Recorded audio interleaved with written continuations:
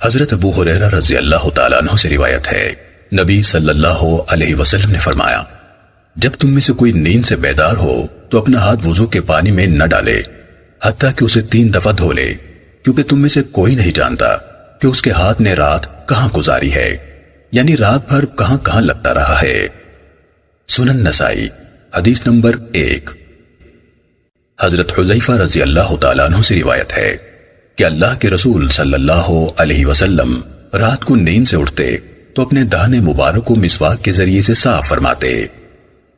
سنن نسائی حدیث نمبر 2۔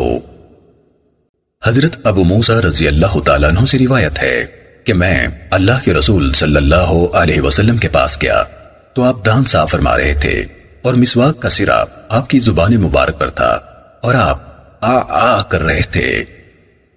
سنن نسائی حدیث نمبر 3۔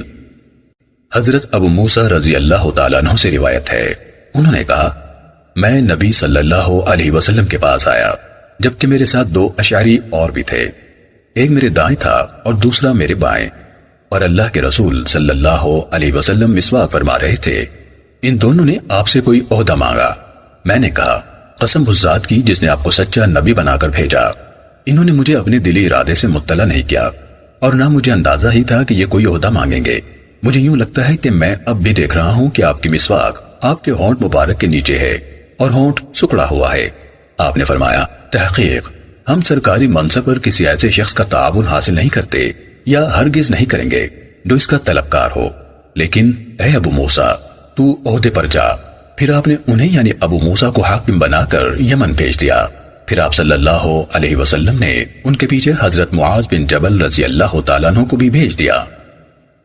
سنن نسائی حدیث نمبر 4۔ حضرت عائشہ رضی اللہ تعالیٰ عنہ سے روایت ہے، نبی صلی اللہ علیہ وسلم نے فرمایا، مسواک منہ کی صفائی و پاکیزگی اور رب تعالیٰ کی رضامندی کا ذریعہ ہے۔ سنن نسائی حدیث نمبر 5۔ حضرت انس بن مالک رضی اللہ تعالیٰ عنہ سے روایت ہے، رسول اللہ صلی اللہ علیہ وسلم نے فرمایا، تحقیق میں نے مسواک کے بارے میں تمہیں بہت تاکید کی ہے۔ سنن نسائی حدیث نمبر 6۔ حضرت ابو ہریرہ رضی اللہ تعالیٰ عنہ سے روایت ہے، رسول اللہ صلی اللہ علیہ وسلم نے فرمایا، اگر یہ بات نہ ہوتی کہ میں اپنی امت پر مشقت ڈال دوں گا تو میں انہیں ہر نماز کے وقت مسواک کرنے کا حکم دیتا۔ سنن نسائی حدیث نمبر 7۔ قاضی شریح سے روایت ہے، وہ کہتے ہیں کہ میں نے حضرت عائشہ رضی اللہ تعالیٰ عنہ سے پوچھا کہ نبی صلی اللہ علیہ وسلم جب گھر میں داخل ہوتے تو سب سے پہلے کون سا کام کرتے تھے؟ انہوں نے فرمایا، مسواک کرتے۔ سنن نسائی حدیث نمبر 8۔ حضرت ابو ہریرہ رضی اللہ تعالیٰ عنہ سے روایت ہے، رسول اللہ صلی اللہ علیہ وسلم نے فرمایا، 5 چیزیں فطری ہیں، ختنہ کرانا، زیر ناف کے بال مونڈنا، مونچھیں کاٹنا، ناخن تراشنا اور بغلوں کے بال اکھیڑنا۔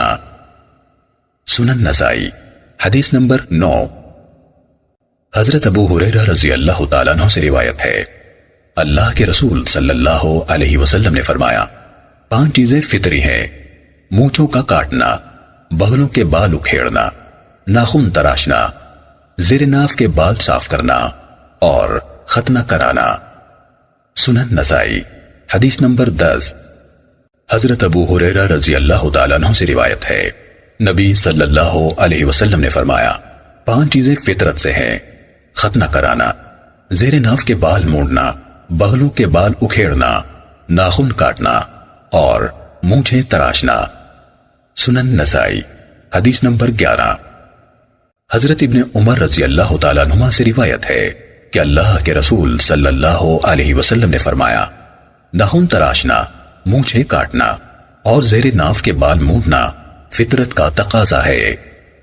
سنن نسائی حدیث نمبر 12۔ حضرت زید بن ارقم رضی اللہ تعالیٰ عنہ سے روایت ہے، اللہ کے رسول صلی اللہ علیہ وسلم نے فرمایا، جو شخص اپنی مونچھیں نہ کاٹے وہ ہم میں سے نہیں۔ سنن نسائی حدیث نمبر 13۔ حضرت انس بن مالک رضی اللہ تعالیٰ عنہ سے روایت ہے کہ رسول اللہ صلی اللہ علیہ وسلم نے مونچھیں کاٹنے، ناخن تراشنے، زیر ناف کے بال مونڈنے اور بغلوں کے بال اکھیڑنے کے لیے یہ مدت مقرر کی ہے کہ ہم 40 دن سے زائد نہ گزرنے دیں، اور ایک دفعہ راوی نے 40 رات کہا۔ سنن نسائی حدیث نمبر 14۔ حضرت عبداللہ بن عمر رضی اللہ تعالیٰ عنہما سے روایت ہے، نبی صلی اللہ علیہ وسلم نے فرمایا، مونچھیں خوب منڈاؤ اور داڑھی بڑھاؤ۔ سنن نسائی حدیث نمبر 15۔ حضرت عبد الرحمن بن ابو قراد رضی اللہ تعالیٰ عنہ سے روایت ہے، انہوں نے کہا، میں رسول اللہ صلی اللہ علیہ وسلم کے ساتھ میدان میں گیا، اور آپ جب قضاء حاجت کا ارادہ فرماتے تو دور جاتے۔ سنن نسائی حدیث نمبر 16۔ حضرت مغیرہ بن شعبہ رضی اللہ تعالیٰ عنہ سے روایت ہے کہ نبی صلی اللہ علیہ وسلم جب قضاء حاجت کے لیے جاتے تو دور جاتے۔ انہوں نے کہا، ایک دفعہ آپ ایک سفر میں تھے کہ قضاء حاجت کے لیے گئے تو مجھ سے فرمایا، میرے پاس وضو کے لیے پانی لاؤ۔ میں پانی لایا تو آپ صلی اللہ علیہ وسلم نے وضو فرمایا اور موزوں پر مسح کیا۔ شیخ ابن سنی رحمہ اللہ نے فرمایا، سند میں مذکور راوی اسماعیل سے مراد اسماعیل القاری ابن جعفر بن ابو کثیر ہیں۔ سنن نسائی حدیث نمبر 17۔ حضرت حذیفہ رضی اللہ تعالیٰ عنہ سے روایت ہے، انہوں نے کہا، میں اللہ کے رسول صلی اللہ علیہ وسلم کے ساتھ چل رہا تھا کہ آپ ایک قوم کے کوڑے کرکٹ کے ڈھیر کے پاس پہنچے تو آپ صلی اللہ علیہ وسلم نے کھڑے کھڑے پیشاب کیا۔ آپ کے پیشاب کرنے سے پہلے میں ایک طرف ہٹا تو آپ نے مجھے بلایا۔ میں آپ صلی اللہ علیہ وسلم کی ایڑیوں کے پاس یعنی دوسری طرف منہ کر کے کھڑا رہا حتیٰ کہ آپ فارغ ہو گئے۔ پھر آپ صلی اللہ علیہ وسلم نے وضو فرمایا اور اپنے موضوع پر مسح کیا۔ سنن نسائی حدیث نمبر 18۔ حضرت انس بن مالک رضی اللہ تعالیٰ عنہ سے روایت ہے کہ اللہ کے رسول صلی اللہ علیہ وسلم جب بیت الخلاء میں داخل ہوتے تو فرماتے، اللہم انی اعوذ بک من الخبث والخبائث، اے اللہ میں شرارتی جنوں اور جننیوں سے تیری پناہ میں آتا ہوں۔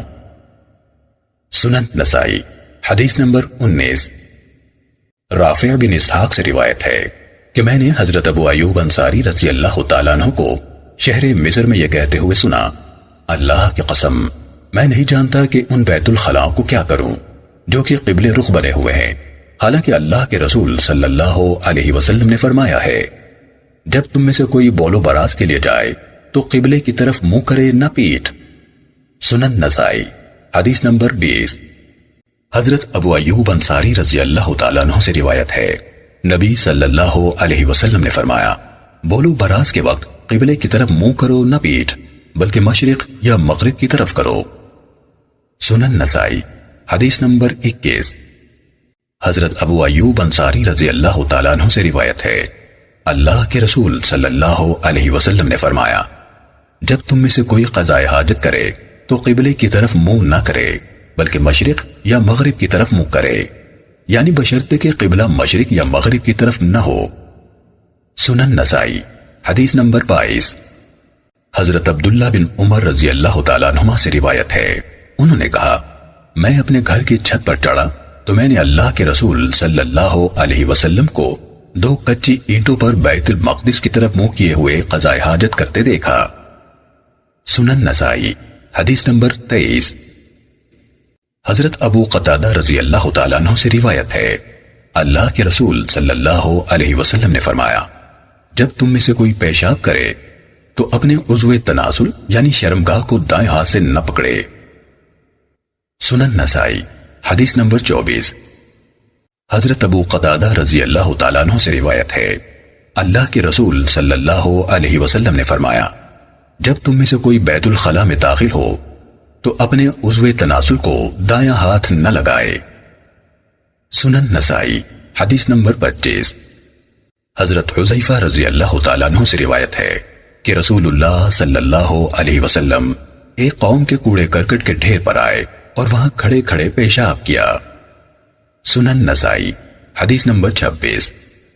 حضرت حذیفہ رضی اللہ تعالیٰ عنہ سے روایت ہے کہ اللہ کے رسول صلی اللہ علیہ وسلم ایک قوم کے کوڑے کرکٹ کے ڈھیر پر آئے اور وہاں کھڑے کھڑے پیشاب کیا۔ سنن نسائی حدیث نمبر 27۔ حضرت حذیفہ رضی اللہ تعالیٰ عنہ سے روایت ہے کہ نبی صلی اللہ علیہ وسلم ایک قوم کے کوڑے کرکٹ کے ڈھیر کی طرف چلے، پھر کھڑے کھڑے پیشاب کیا۔ راوی حدیث سلیمان نے اپنی روایت میں کہا، اور آپ صلی اللہ علیہ وسلم نے اپنے موضوع پر مسح کیا، جبکہ ان کے ساتھی منصور نے مسح کا ذکر نہیں کیا۔ سنن نسائی حدیث نمبر 28۔ حضرت عائشہ رضی اللہ تعالیٰ عنہ سے روایت ہے کہ جو شخص تم سے بیان کرے کہ اللہ کے رسول صلی اللہ علیہ وسلم نے کھڑے ہو کر پیشاب کیا تو اس کی تصدیق نہ کرو، آپ صلی اللہ علیہ وسلم بیٹھ کر ہی پیشاب کرتے تھے۔ سنن نسائی حدیث نمبر 29۔ حضرت ابن عباس رضی اللہ تعالیٰ عنہما سے روایت ہے کہ اللہ کے رسول صلی اللہ علیہ وسلم 2 قبروں کے پاس سے گزرے تو فرمایا، تحقیق ان قبروں والوں کو عذاب ہو رہا ہے، اور انہیں کسی بھاری کام کہ جس سے بچنا ناممکن ہو کی وجہ سے عذاب نہیں ہو رہا۔ اس قبر والا تو اپنے پیشاب کے چھینٹوں سے نہیں بچتا تھا، اور اس قبر والا چغلیاں کھاتا تھا۔ پھر آپ صلی اللہ علیہ وسلم نے کھجور کی تازہ شاخ منگوائی اور اسے چیر کر 2 حصے کر دیا، پھر ایک اس قبر پر گاڑ دی اور ایک دوسری پر، پھر فرمایا، امید ہے جب تک یہ خشک نہیں ہوتی ان سے عذاب میں تخفیف کی جائے گی۔ اس روایت کو بیان کرتے ہوئے منصور نے اعمش کی مخالفت کی ہے کہ اس نے یہ روایت مجاہد بواسطہ ابن عباس بیان کی ہے، یعنی مجاہد اور ابن عباس کے درمیان میں طاؤس کا واسطہ ذکر نہیں کیا۔ سنن نسائی حدیث نمبر 31۔ حضرت امیمہ بنت رقیقہ رضی اللہ تعالیٰ عنہ سے روایت ہے کہ نبی صلی اللہ علیہ وسلم کے پاس لکڑی کا ایک پیالہ تھا جس میں آپ صلی اللہ علیہ وسلم رات کے وقت پیشاب کرتے تھے اور اسے اپنی چارپائی کے نیچے رکھ لیتے تھے۔ سنن نسائی حدیث نمبر 32۔ حضرت عائشہ رضی اللہ تعالیٰ عنہ فرماتی ہیں، لوگ کہتے ہیں کہ نبی صلی اللہ علیہ وسلم نے حضرت علی رضی اللہ تعالیٰ عنہ کو وصیت کی۔ حقیقت یہ ہے کہ آپ نے تھال منگوایا کہ اس میں پیشاب کرے، مگر اس سے قبل ہی آپ کا جسم ڈھیلا پڑ گیا، یعنی آپ فوت ہو گئے، مجھے پتہ بھی نہ چلا، تو آپ صلی اللہ علیہ وسلم نے کس کو وصیت کی؟ شیخ ابن سنی نے کہا، سند میں مذکور راوی اظہر سے مراد اظہر بن سعد سمان یعنی گھی فروش ہیں۔ سنن نسائی حدیث نمبر 33۔ حضرت جابر رضی اللہ تعالیٰ عنہ سے روایت ہے کہ رسول اللہ صلی اللہ علیہ وسلم نے ٹھہرے ہوئے پانی میں پیشاب کرنے سے منع فرمایا ہے۔ سنن نسائی حدیث نمبر 35۔ حضرت عبداللہ بن مغفل رضی اللہ تعالیٰ عنہ سے روایت ہے، نبی صلی اللہ علیہ وسلم نے فرمایا، تم میں سے کوئی اپنے غسل کی جگہ میں پیشاب نہ کرے، کیونکہ عموماً وسوسے اسی سے پیدا ہوتے ہیں۔ سنن نسائی حدیث نمبر 36۔ حضرت ابن عمر رضی اللہ تعالیٰ عنہما سے روایت ہے کہ ایک آدمی نبی صلی اللہ علیہ وسلم کے پاس سے گزرا جبکہ آپ صلی اللہ علیہ وسلم پیشاب کر رہے تھے، چنانچہ اس نے آپ کو سلام کہا، مگر آپ صلی اللہ علیہ وسلم نے اسے سلام کا جواب نہیں دیا۔ سنن نسائی حدیث نمبر 37۔ حضرت عبداللہ بن مسعود رضی اللہ تعالیٰ عنہ سے روایت ہے کہ اللہ کے رسول صلی اللہ علیہ وسلم نے منع فرمایا کہ کوئی شخص ہڈی یا لید سے صفائی کرے۔ سنن نسائی حدیث نمبر 39۔ حضرت ابو ہریرہ رضی اللہ تعالیٰ عنہ سے روایت ہے، نبی صلی اللہ علیہ وسلم نے فرمایا، میں تمہارے لیے باپ کی طرح ہوں، تمہیں تعلیم دیتا ہوں، جب تم میں سے کوئی قضائے حاجت کو جائے تو قبلے کی طرف منہ کرے نہ پیٹھ، اور نہ اپنے دائیں ہاتھ سے استنجا کرے۔ اور اللہ کے رسول صلی اللہ علیہ وسلم 3 ڈھیلوں سے صفائی کرنے کا حکم دیتے تھے اور لید اور ہڈی کے ساتھ صفائی سے منع فرماتے تھے۔ سنن نسائی حدیث نمبر 40۔ حضرت سلمان فارسی رضی اللہ تعالیٰ عنہ سے روایت ہے کہ ایک آدمی نے ان سے کہا، تحقیق تمہارا نبی تو تمہیں ہر چیز سکھاتا ہے، حتیٰ کہ قضائے حاجت کرنا بھی۔ انہوں نے فرمایا، ہاں، آپ صلی اللہ علیہ وسلم نے ہمیں منع فرمایا ہے کہ ہم قضائے حاجت کے وقت قبلے کی طرف منہ کریں یا دائیں ہاتھ سے استنجا کریں یا 3 ڈھیلوں سے کم پر اکتفا کریں۔ سنن نسائی حدیث نمبر 41۔ حضرت عبداللہ بن مسعود رضی اللہ تعالیٰ عنہ سے روایت ہے کہ نبی صلی اللہ علیہ وسلم قضائے حاجت کو گئے اور مجھے حکم دیا کہ میں 3 ڈھیلے لاؤں۔ مجھے 2 ڈھیلے تو مل گئے، تیسرا تلاش کیا مگر نہ ملا، سو میں نے لید کا ٹکڑا اٹھایا اور انہیں نبی صلی اللہ علیہ وسلم کے پاس لے آیا۔ آپ صلی اللہ علیہ وسلم نے ڈھیلے تو لے لیے، جبکہ لید پھینک دی اور فرمایا، یہ تو پلید ہے۔ امام ابو عبد الرحمن نسائی رحمہ اللہ نے فرمایا رکس کے معنی جنوں کی خوراک ہے۔ سنن نسائی حدیث نمبر 42۔ حضرت سلمہ بن قیس رضی اللہ تعالیٰ عنہ سے روایت ہے اللہ کے رسول صلی اللہ علیہ وسلم نے فرمایا جب تو ڈھیلے استعمال کرے تو طاق استعمال کر۔ سنن نسائی حدیث نمبر 43۔ حضرت عائشہ رضی اللہ تعالیٰ عنہ سے روایت ہے رسول اللہ صلی اللہ علیہ وسلم نے فرمایا جب تم میں سے کوئی قضاء حاجت کو جائے تو اپنے ساتھ 3 ڈھیلے لے جائے اور ان سے صفائی کرے، وہ اسے کافی ہوں گے۔ سنن نسائی حدیث نمبر 44۔ حضرت انس بن مالک رضی اللہ تعالیٰ عنہ سے روایت ہے کہ رسول اللہ صلی اللہ علیہ وسلم جب بیت الخلاء میں داخل ہوتے تو میں اور میرے ساتھ مجھ جیسا کوئی اور لڑکا پانی کا برتن اٹھاتا، آپ صلی اللہ علیہ وسلم اس پانی سے استنجا کرتے۔ سنن نسائی حدیث نمبر 45۔ حضرت عائشہ رضی اللہ تعالیٰ عنہ نے عورتوں سے فرمایا اپنے خاوندوں سے کہو کہ وہ پانی سے صفائی کیا کریں، مجھے یہ بات کہتے ہوئے ان سے شرم آتی ہے، بے شک رسول اللہ صلی اللہ علیہ وسلم پانی سے صفائی کیا کرتے تھے۔ سنن نسائی حدیث نمبر 46۔ حضرت ابو قتادہ رضی اللہ تعالیٰ عنہ سے روایت ہے رسول اللہ صلی اللہ علیہ وسلم نے فرمایا جب تم میں سے کوئی پیے تو برتن میں پیتے ہوئے سانس نہ دے، اور جب قضاء حاجت کرے تو دائیں ہاتھ سے اپنی شرمگاہ نہ چھوئے اور نہ دائیں ہاتھ سے استنجا ہی کرے۔ سنن نسائی حدیث نمبر 47۔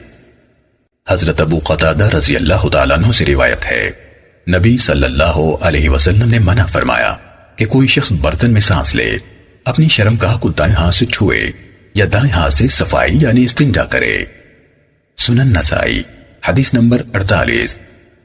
حضرت سلمان فارسی رضی اللہ تعالیٰ عنہ سے منقول ہے کہ مشرکین نے استہزاءً کہا ہم دیکھتے ہیں کہ تمہارا نبی تمہیں قضاء حاجت کا طریقہ بھی بتاتا ہے۔ انہوں نے فرمایا ہاں، آپ صلی اللہ علیہ وسلم نے منع فرمایا ہے کہ کوئی شخص داہنے ہاتھ سے استنجا کرے یا قبلہ رخ بیٹھے، اور آپ صلی اللہ علیہ وآلہ وسلم نے فرمایا کوئی شخص 3 سے کم ڈھیلوں سے استنجا نہ کرے۔ سنن نسائی حدیث نمبر 49۔ حضرت ابو ہریرہ رضی اللہ تعالیٰ عنہ سے روایت ہے کہ نبی صلی اللہ علیہ وسلم نے فرمایا اس سے پہلے جب استنجے سے فارغ ہوئے تو ہاتھ زمین پر ملا۔ سنن نسائی حدیث نمبر 50۔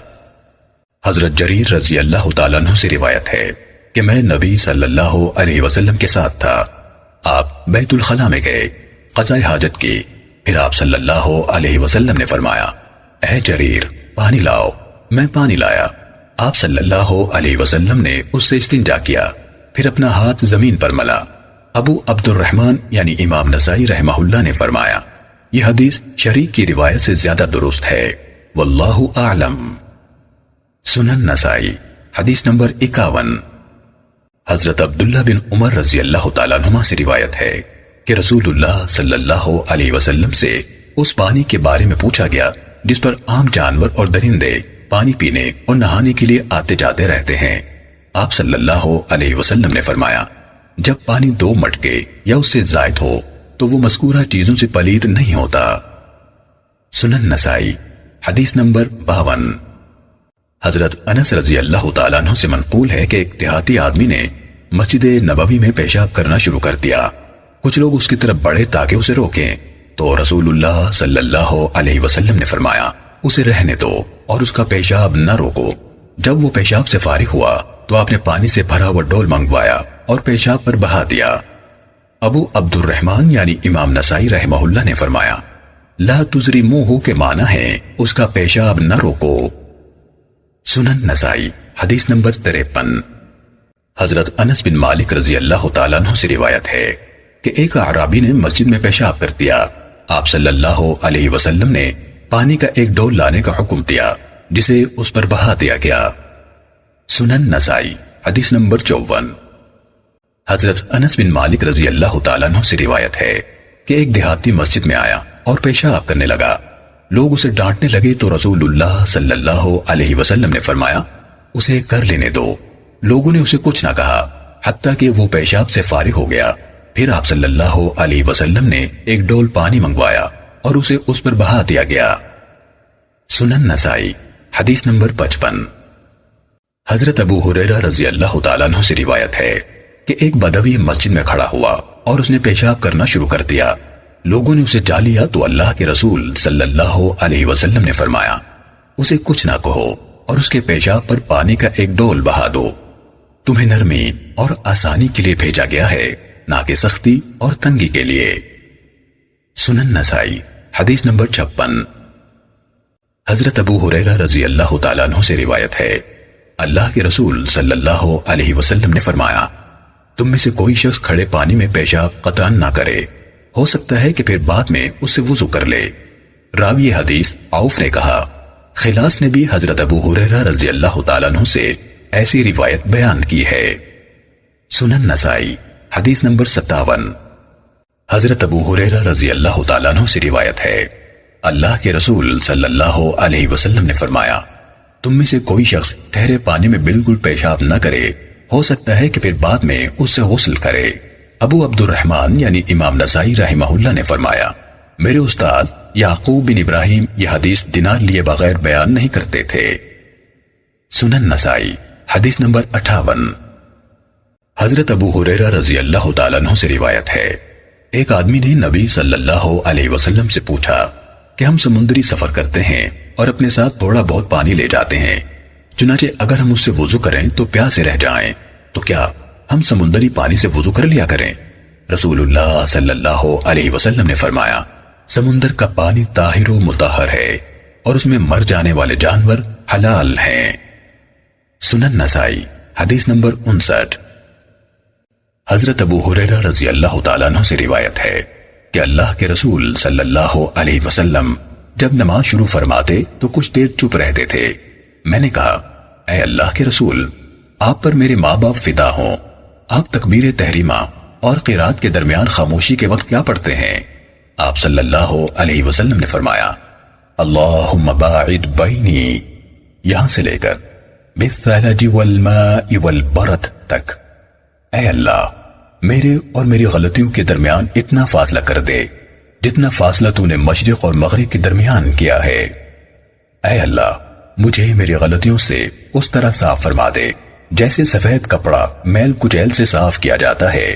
اے اللہ مجھے میری غلطیوں سے برف، پانی اور اولوں کے ساتھ دھو دے۔ سنن نسائی حدیث نمبر 60۔ حضرت عائشہ رضی اللہ تعالیٰ عنہ بیان کرتی ہیں کہ نبی صلی اللہ علیہ وسلم یہ دعا پڑھا کرتے تھے، اللہم اغسل خطایا، یہاں سے لے کر من الدنس تک، یعنی اے اللہ میری غلطیوں کو برف کے پانی اور اولوں سے دھو دے اور میرے دل کو غلطیوں سے یوں پاک فرما دے جیسے تو نے سفید کپڑا میل کچیل سے صاف رکھا ہے۔ سنن نسائی حدیث نمبر 61۔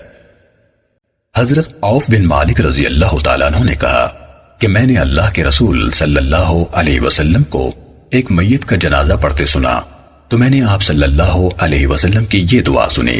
آپ کہہ رہے تھے، اللہم اغفر لہ وارحمہ، یہاں سے لے کر من الدنس تک، یعنی اے اللہ اس کو معاف کر دے، اس پر رحم فرما، اس کو عافیت اور سلامتی دے اور اسے درگزر فرما، اس کی مہمانی اچھی فرما، اس کی قبر کو فراخ کر دے، اسے پانی، برف اور اولوں سے دھو ڈال اور اس کو غلطیوں سے یوں پاک صاف فرما جیسے سفید کپڑے کو میل کچیل سے صاف کیا جاتا ہے۔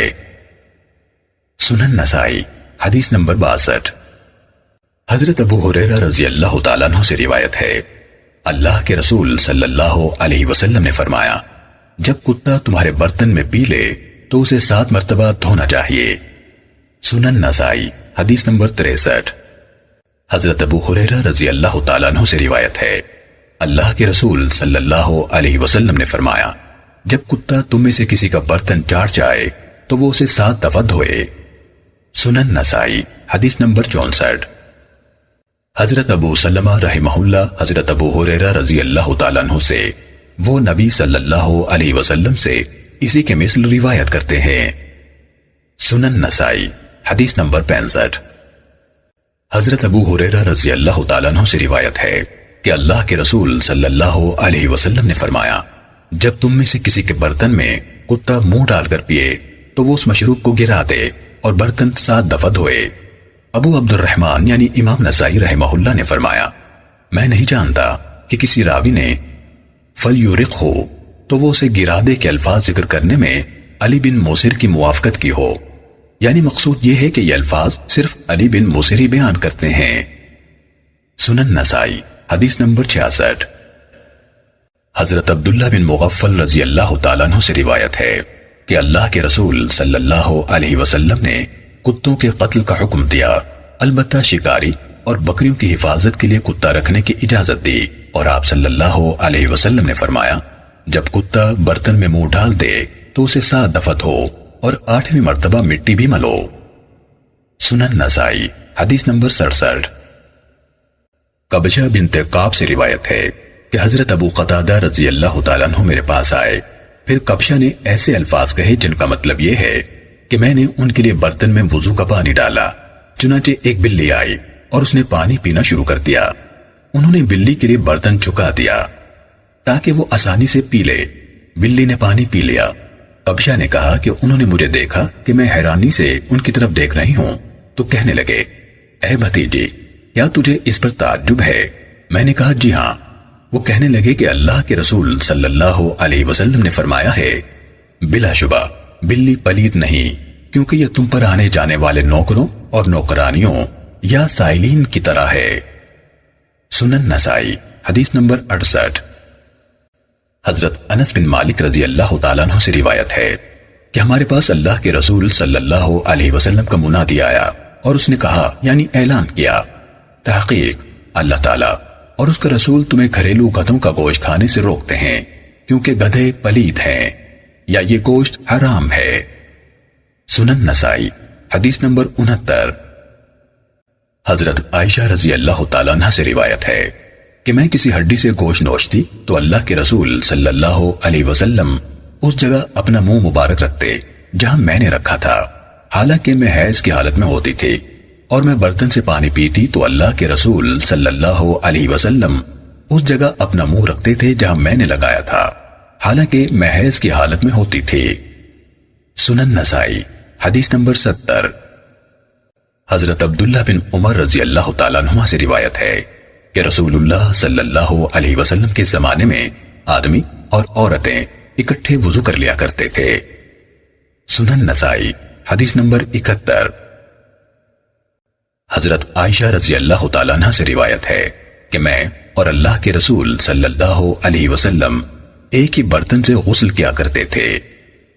سنن نسائی حدیث نمبر 72۔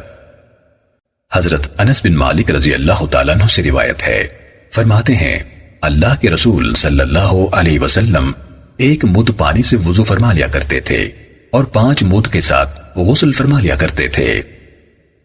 سنن نسائی حدیث نمبر 73۔ حضرت ام عمارہ بنت کعب رضی اللہ تعالیٰ عنہ سے منقول ہے کہ نبی صلی اللہ علیہ وسلم نے وضو کا ارادہ فرمایا تو آپ صلی اللہ علیہ وسلم کے پاس ایک برتن میں پانی لایا گیا جو 2/3 مد کے برابر تھا۔ شعبہ کہتے ہیں مجھے یاد ہے کہ آپ صلی اللہ علیہ وسلم نے دوران وضو میں اپنے بازو مل مل کر دھوئے اور اپنے کانوں کے اندرونی حصے کا مسح کیا اور بیرونی حصے کے مسح کا مجھے یاد نہیں۔ سنن نسائی حدیث نمبر 74۔ حضرت عمر بن الخطاب رضی اللہ تعالیٰ عنہ نے کہا کہ اللہ کے رسول صلی اللہ علیہ وسلم نے فرمایا، اعمال کا اعتبار نیت سے ہے، ہر آدمی کو اس کی نیت کے مطابق اجر ملے گا، چنانچہ جس شخص کی ہجرت اللہ اور اس کے رسول کی خاطر ہے تو اس آدمی کی ہجرت اللہ اور اس کے رسول کی طرف سمجھی جائے گی، اور جس شخص کی ہجرت دنیا حاصل کرنے یا کسی عورت سے نکاح کرنے کی خاطر ہے تو اس کی ہجرت اس چیز کی طرف سمجھی جائے گی جس کی خاطر اس نے ہجرت کی۔ سنن نسائی حدیث نمبر 75۔ حضرت انس رضی اللہ تعالیٰ عنہ سے روایت ہے کہ میں نے اللہ کے رسول صلی اللہ علیہ وسلم کو دیکھا جبکہ عصر کی نماز کا وقت ہو چکا تھا، لوگوں نے وضو کے لیے پانی تلاش کیا مگر نہ ملا تو اللہ کے رسول صلی اللہ علیہ وسلم کے پاس کچھ پانی لایا گیا۔ آپ صلی اللہ علیہ وسلم نے اپنا دست مبارک اس برتن میں رکھا اور لوگوں کو وضو کرنے کا حکم دیا۔ چنانچہ میں نے دیکھا کہ پانی آپ صلی اللہ علیہ وسلم کی انگلیوں کے نیچے سے چشمے کی طرح پھوٹ رہا تھا، حتیٰ کہ سب لوگوں نے وضو کر لیا۔ سنن نسائی حدیث نمبر 76۔ حضرت عبداللہ بن مسعود رضی اللہ تعالیٰ عنہ سے روایت ہے کہ ہم نبی صلی اللہ علیہ وسلم کے ساتھ تھے، لوگوں کو پانی نہ ملا تو آپ صلی اللہ علیہ وسلم کے پاس پانی کا ایک تھال لایا گیا۔ چنانچہ آپ صلی اللہ علیہ وسلم نے اپنا ہاتھ اس میں رکھا۔ اللہ کی قسم، میں نے آپ صلی اللہ علیہ وسلم کی انگلیوں کے درمیان سے پانی پھوٹتا دیکھا۔ آپ صلی اللہ علیہ وسلم فرماتے تھے، آؤ اس پاک پانی پر اور اللہ عز و جل کی برکت کی طرف۔ اعمش کہتے ہیں سالم بن ابو جعد نے مجھے بتایا کہ میں نے حضرت جابر رضی اللہ تعالیٰ عنہ سے پوچھا کہ تم اس دن کتنے تھے؟ انہوں نے فرمایا 1500۔ سنن نسائی حدیث نمبر 77۔ حضرت انس رضی اللہ تعالیٰ عنہ سے منقول ہے کہ نبی صلی اللہ علیہ وسلم کے کچھ صحابہ نے وضو کا پانی تلاش کیا تو اللہ کے رسول صلی اللہ علیہ وسلم نے فرمایا، کیا تم میں سے کسی کے پاس کچھ پانی ہے؟ پانی لایا گیا تو آپ صلی اللہ علیہ وسلم نے اپنا ہاتھ پانی میں رکھ دیا اور فرمایا، اللہ کا نام لے کر وضو کرو۔ چنانچہ میں نے آپ صلی اللہ علیہ وسلم کی انگلیوں کے درمیان سے پانی نکلتا دیکھا، حتیٰ کہ سب نے وضو کر لیا۔ حضرت انس رضی اللہ تعالیٰ عنہ کے شاگرد ثابت نے کہا کہ میں نے حضرت انس رضی اللہ تعالیٰ عنہ سے پوچھا، آپ کے خیال میں وہ کتنے ہوں گے؟ تو انہوں نے فرمایا تقریباً 70۔ سنن نسائی حدیث نمبر 78۔ حضرت مغیرہ بن شعبہ رضی اللہ تعالیٰ عنہ سے منقول ہے کہ میں نے غزوہ تبوک میں وضو کے دوران میں رسول اللہ صلی اللہ علیہ وسلم کے اعضائے مبارکہ پر پانی ڈالا، پھر آپ صلی اللہ علیہ وسلم نے موضوع پر مسح فرمایا۔ ابو عبد الرحمن یعنی امام نسائی رحمہ اللہ فرماتے ہیں کہ امام مالک رحمہ اللہ نے عباد بن زید کے بعد عروہ بن مغیرہ کا ذکر نہیں کیا۔ سنن نسائی حدیث نمبر 79۔ حضرت ابن عباس رضی اللہ تعالیٰ عنہما بیان کرتے ہیں کہ کیا میں تمہیں اللہ کے رسول صلی اللہ علیہ وسلم کے وضو کے بارے میں نہ بتاؤں؟ پھر یہ کہہ کر انہوں نے اعضائے وضو کو ایک ایک دفعہ دھویا۔ سنن نسائی حدیث نمبر 80۔ حضرت عبداللہ بن عمر رضی اللہ تعالیٰ عنہما نے اعضائے وضو کو 3 بار دھویا، اور وہ اس فعل کو نبی صلی اللہ علیہ وسلم کی طرف منسوب کرتے تھے۔ سنن نسائی حدیث نمبر 81۔ حضرت مغیرہ بن شعبہ رضی اللہ تعالیٰ عنہ سے روایت ہے کہ ہم ایک سفر میں نبی صلی اللہ علیہ وسلم کے ساتھ تھے کہ آپ صلی اللہ علیہ وسلم نے متوجہ کرنے کے لیے اپنی چھڑی میری پشت سے لگائی، پھر آپ ایک طرف کو چلے، میں بھی آپ کے ساتھ چلا، حتیٰ کہ آپ صلی اللہ علیہ وسلم ایک مناسب جگہ پہنچے۔ آپ صلی اللہ علیہ وسلم نے اپنا اونٹ بٹھایا اور پیدل چل دیے، حتیٰ کہ مجھ سے اوجھل ہو گئے، پھر واپس تشریف لائے اور فرمایا، تیرے پاس پانی ہے؟ میرے پاس میرا مشکیزہ تھا، میں وہ آپ کے پاس لے آیا اور میں نے پانی ڈالنا شروع کیا۔ آپ صلی اللہ علیہ وسلم نے اپنے ہاتھ اور چہرہ دھویا۔ آپ صلی اللہ علیہ وسلم نے اپنے ہاتھ اور چہرہ دھویا، بازو دھونے لگے تو آپ صلی اللہ علیہ وسلم پر تنگ آستینوں والا شامی جبہ تھا۔ آپ صلی اللہ علیہ وسلم نے اپنا ہاتھ جبے کے نیچے سے نکالا، اس طرح اپنا چہرہ اور بازو دھوئے اور اپنے کچھ سر یعنی پیشانی اور باقی پگڑی پر مسح کیا۔ ابن عون نے کہا، جس طرح میں چاہتا ہوں مجھے اس طرح یاد نہیں ہے۔ پھر آپ صلی اللہ علیہ وسلم نے اپنے موضوع پر مسح کیا، پھر آپ صلی اللہ علیہ وسلم نے فرمایا، تو بھی قضاء حاجت کر لے۔ میں نے کہا، اے اللہ کے رسول، مجھے حاجت نہیں۔ پھر ہم قافلے کے پاس آئے تو حضرت عبد الرحمن بن عوف رضی اللہ تعالیٰ عنہ لوگوں کے آگے کھڑے امامت کرا رہے تھے اور صبح کی 1 رکعت پڑھا چکے تھے۔ میں نے انہیں اطلاع دینا چاہی، مگر آپ صلی اللہ علیہ وسلم نے مجھے روک دیا۔ جو نماز ہم نے جماعت کے ساتھ پائی پڑھ لی، اور جو گزر چکی تھی اسے بعد میں ادا کر لیا۔ سنن نسائی حدیث نمبر 82۔ حضرت ابو اوس رضی اللہ تعالیٰ عنہ سے منقول ہے کہ میں نے اللہ کے رسول صلی اللہ علیہ وسلم کو دیکھا، آپ صلی اللہ علیہ وسلم نے اپنی ہتھیلیوں پر 3 دفعہ پانی بہایا۔ سنن نسائی حدیث نمبر 83۔ حضرت عمران بن ابان سے روایت ہے کہ میں نے حضرت عثمان بن عفان رضی اللہ تعالیٰ عنہ کو دیکھا، آپ نے وضو کیا اور اپنے ہاتھوں پر 3 دفعہ پانی ڈالا اور انہیں دھویا، پھر آپ نے کلی کی اور ناک میں پانی چڑھایا، پھر اپنا چہرہ 3 مرتبہ دھویا، پھر اپنا دایاں بازو کوہنی تک 3 دفعہ دھویا، پھر بایاں بازو بھی اسی طرح دھویا، پھر اپنے سر کا مزہ کیا، پھر اپنا دایاں پاؤں 3 دفعہ دھویا اور پھر بایاں پاؤں بھی اسی طرح دھویا۔ پھر کہنے لگے، میں نے اللہ کے رسول صلی اللہ علیہ وسلم کو دیکھا، آپ نے میرے وضو کی طرح وضو کیا۔ پھر آپ صلی اللہ علیہ وسلم نے فرمایا، جو شخص میرے اس وضو کی طرح وضو کرے پھر 2 رکعتیں اس طرح ادا کرے کہ اپنے دل میں کوئی بات نہ کرے، اس کے گزشتہ سب گناہ معاف کر دیے جاتے ہیں۔ سنن نسائی حدیث نمبر 84۔ عمران سے روایت ہے کہ انہوں نے حضرت عثمان رضی اللہ تعالیٰ عنہ کو دیکھا، آپ نے پانی منگوایا اور برتن سے اپنے دونوں ہاتھوں پر پانی ڈالا اور انہیں 3 دفعہ دھویا، پھر اپنا دایاں ہاتھ پانی میں داخل کیا اور کلی کی اور ناک میں پانی چڑھایا، پھر اپنا چہرہ 3 دفعہ دھویا اور اپنے دونوں بازوؤں کو کوہنیوں تک 3 مرتبہ دھویا، پھر اپنے سر کا مسح کیا، پھر دونوں پاؤں 3 دفعہ دھوئے۔ پھر انہوں نے کہا، میں نے اللہ کے رسول صلی اللہ علیہ وسلم کو دیکھا، آپ صلی اللہ علیہ وسلم نے میرے اس وضو جیسا وضو کیا اور فرمایا، جو شخص میرے اس وضو جیسا وضو کرے پھر کھڑا ہو کر 2 رکعت نماز پڑھے اور اس کی ادائیگی میں اپنے دل میں کوئی بات نہ کرے، اس کے گزشتہ تمام گناہ معاف کر دیے جاتے ہیں۔ سنن نسائی حدیث نمبر 85۔ حضرت ابو ہریرہ رضی اللہ تعالیٰ عنہ سے روایت ہے کہ اللہ کے رسول صلی اللہ علیہ وسلم نے فرمایا، جب تم میں سے کوئی شخص وضو کرے تو اسے چاہیے کہ اپنے ناک میں پانی ڈالے اور پھر اسے اچھی طرح صاف کرے۔ سنن نسائی حدیث نمبر 86۔ حضرت لقید بن صابرہ رضی اللہ تعالیٰ عنہ سے روایت ہے کہ میں نے کہا، اے اللہ کے رسول، مجھے وضو کے صحیح طریقے کے بارے میں بتائیے۔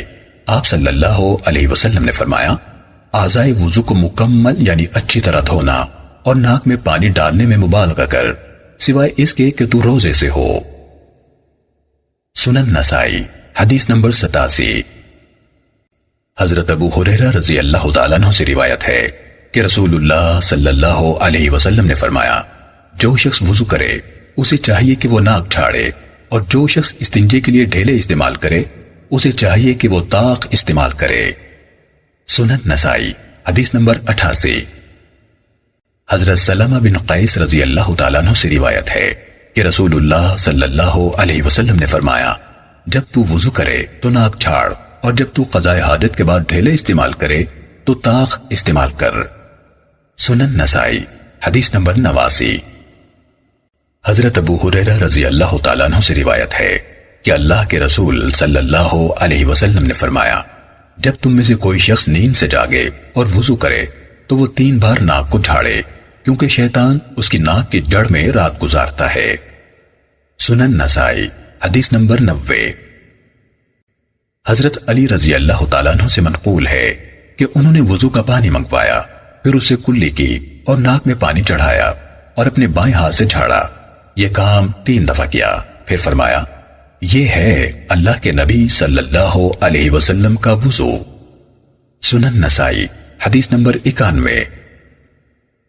حضرت عبد خیر سے منقول ہے کہ ہم حضرت علی بن ابو طالب رضی اللہ تعالیٰ عنہ کے پاس آئے، آپ نماز پڑھ چکے تھے، آپ نے وضو کا پانی منگوایا۔ ہم نے کہا، آپ اس سے کیا کریں گے جبکہ آپ تو نماز پڑھ چکے ہیں؟ دراصل آپ ہمیں وضو سکھانا چاہتے تھے، چنانچہ آپ کے پاس ایک پانی کا برتن اور ایک تھال لایا گیا۔ آپ نے برتن سے ہاتھ پر پانی ڈالا اور اسے 3 دفعہ دھویا، پھر اسے ہتھیلی سے 3 دفعہ کلی کی اور ناک میں پانی چڑھایا جس سے پانی لیتے تھے، پھر اپنا چہرہ 3 بار دھویا، اپنا دایاں بازو 3 دفعہ دھویا اور اپنا بایاں بازو 3 دفعہ دھویا اور ایک بار اپنے سر کا مسح کیا، پھر اپنا دایاں پاؤں 3 دفعہ دھویا اور بایاں پاؤں بھی 3 دفعہ دھویا۔ پھر فرمایا، جو اللہ کے رسول صلی اللہ علیہ وسلم کا وضو جاننا پسند کرتا ہے وہ جان لے کہ وہ ایسا تھا۔ سنن نسائی حدیث نمبر 92۔